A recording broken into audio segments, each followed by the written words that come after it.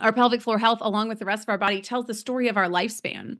Mm. Right. So many things can impact our pelvic floor health and wellness and function long before any of that gets introduced into our lives. For instance, asthma and chronic coughing is something that, repetitive downward pressure Mhm. on that pelvic floor for potentially years and decades. That's something my partner Jenn has suffered with.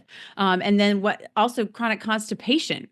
So if you're Mhm. constantly having to strain to use the bowel movement, all of that is downward pressure. And the muscles, like I always like to say, our bodies are always trying to help us, right? And Mhm. so the muscles, in response to that chronic coughing, asthma, constipation, high impact repetitive sports, for instance, the muscles of the pelvic floor kind of tighten in response to that to kind of guard and help it hold things in. But then over time, or a lifetime of high stress or Mhm. anxiety, tightening, guarding, squeezing, or a history of sexual abuse or sexual trauma, birth Mhm. trauma, all of that can cause this reflexive over tightening of the muscle.